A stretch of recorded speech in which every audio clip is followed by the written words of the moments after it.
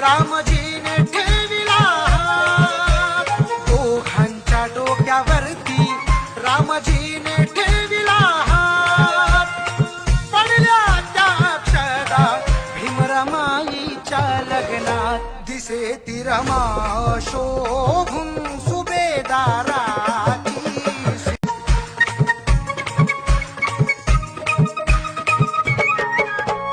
दोघांच्या डोक्यावरती रामजीने ठेविला हात, दोघांच्या डोक्यावरती रामजीने